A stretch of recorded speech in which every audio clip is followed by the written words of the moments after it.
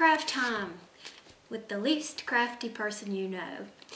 If you'll remember on my last video, I had bought a bunch of these new heads and their head circumference is way too small. So my original plan was to do paper mache and build it up and then cover them. And you know, that just sounded like it was going to take too long to me. I want this done. I'm impatient. You know, whip, zoom, spit it out. So I got the bright idea to use this foam stuff. You know how you spray it for insulation around pipes or whatever.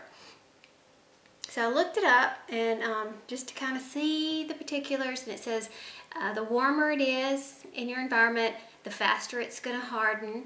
And I was going to set it up in my garage, but I decided that wouldn't be such a great idea because it's supposed to get hot.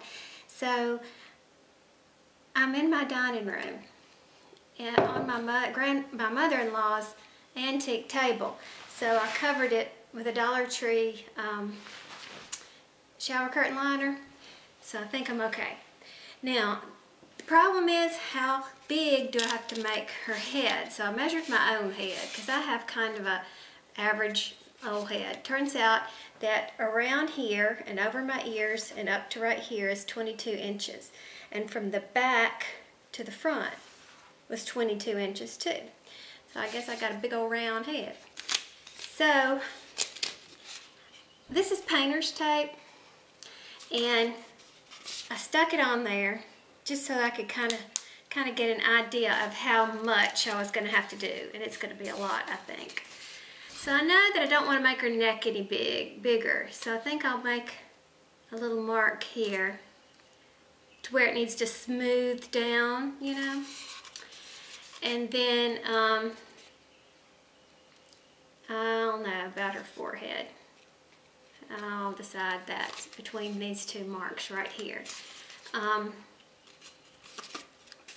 other than that, it needs to be filled out a little bit. So let's see what I'm going to come up with.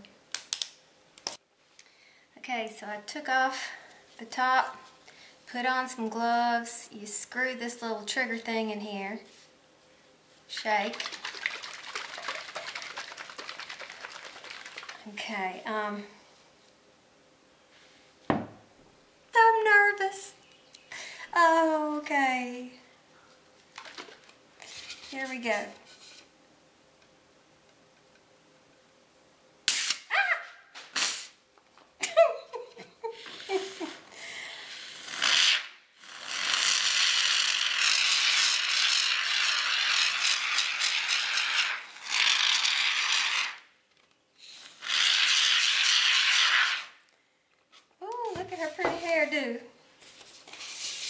Okay, now I'm going to smooth it with this knife, just so I don't have to do so much carving and carrying on later. Because you know, you can sand this stuff and paint over it.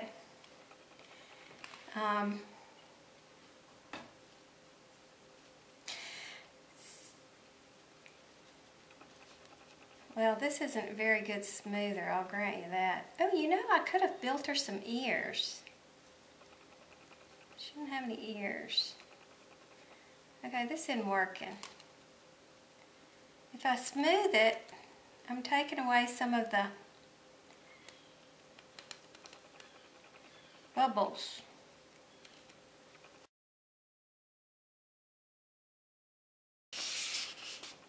Well, clearly I'm not a hairdresser. Huh, okay.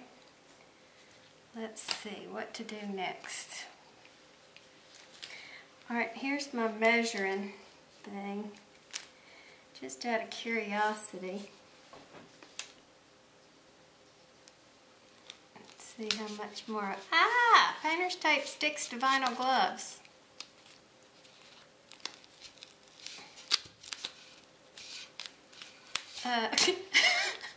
Alright, maybe a paper strip would have been better. Okay.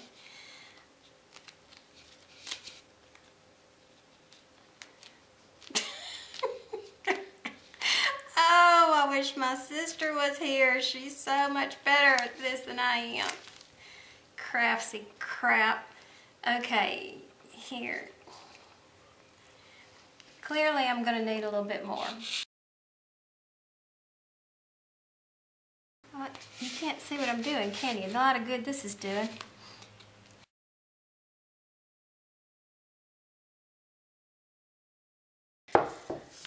Look at that pretty hair. Okay, now we'll let her dry, and then I'll measure her and see what else needs to be done. I'll keep you posted.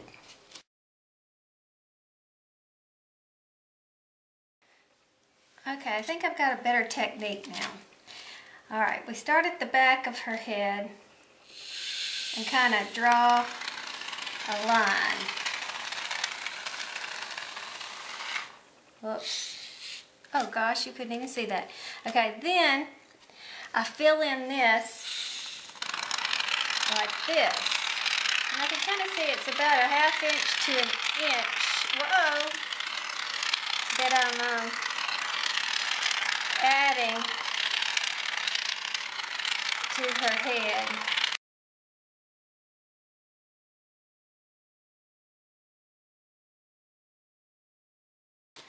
Alright, here, let's try again.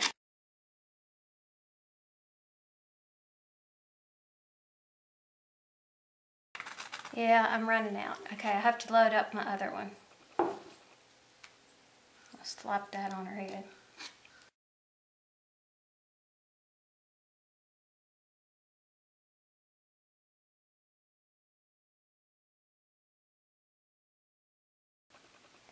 She kind of looks like Medusa.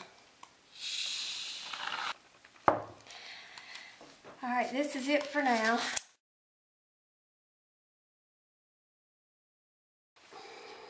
And here they are, waiting to dry, and then we'll see what I have to do to them. Okay, here we are again, and I want to measure and see how much I'm going to have to trim when I start sanding things down. So I needed 22 inches. So I have 24 to work with. So this will be good. Now I'm going to just, I don't know what I'm doing. I'm going to take a knife, I guess, or a razor blade or a box cutter or something, and I'm going to trim it up. And this is getting better and better. Well, the instructions are right. It does trim up pretty easily. I'm just using a regular knife here and a knife sharpener. And yeah, you just kind of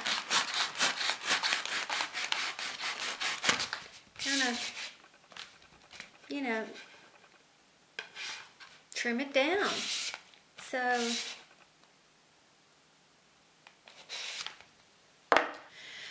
okay, so I trimmed this down.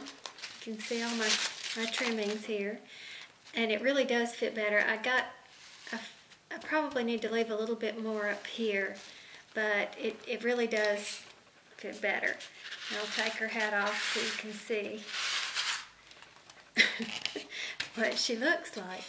So now I'll go back. I probably want to smooth this down a little bit more, but now I'll go back and eventually, after I'm going to trim everybody else, and then I'm going to cover these so that they look a little bit more,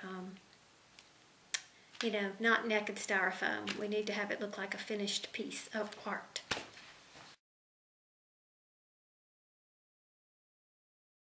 Okay, we're going for step 2.5. I tried step 2, which would be sanding, and that is like totally unnecessary. It took entirely more time than I wanted to do. Speaking of time, you saw how quick it took to put the foam on the head. Nothing. And then I did all 5 of these heads in about 20 minutes. So to trim, it took me about 5 minutes. So basically what I'm going to do now is use newspaper, paper mache newspaper to kind of fill in the lumps and bumps and gaps and whatever to give me a nice smooth base. And keep crossing your fingers.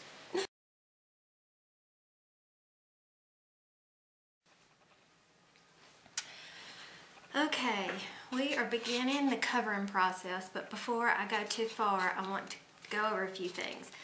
I started out not using Mod Podge for the first structure coat because Mod Podge is like, I don't know, $7 or $8 for this size. And I read somewhere where you could, you water down Elmer's glue all 50-50, and that gives you a good base. And actually it could be used in place of Mod Podge. I'm going to do, I want the outer to, I bought the gloss finish, and I'm going to use this for the outside. Just want to see what it does in comparison to the glue before I rush out and buy more of this, and we'll see how that goes. But anyway, things I learned. Newspaper is fine to do your build. Oh wait, first I built up the head size with that foam, and then I trimmed it down. And then because it was lumpity bumpity, I wanted to smooth it out just a little bit because it looked like brains, which was kind of gross. Not that it's a big deal on top of their head because they're going to be wearing hats, which is what they're for. So, you know, but anyway, so I covered them with newspaper and got rid of the lumps and bumps. Newspaper was fine. I actually found out I had 2 different types of paper towels. If there were obvious holes that were left by the snake mark, you know how the foam came out like snakes and I had a big gap, I just soaked some yarn bits in my mixture, which I would pour into this butter container, and just laid it in there, and that filled up the holes, so that was good. I used 2 different paper towels, the tri-fold kind, which worked okay, but the very best kind to use that really adhered to the contours and everything was like Bounty. It ended up giving me a texture like an ace bandage or something. Anything like that is good for the base.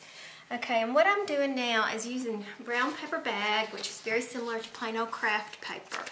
And I tore it up, wrinkled it up because I wanted it to have kind of a leather-like texture.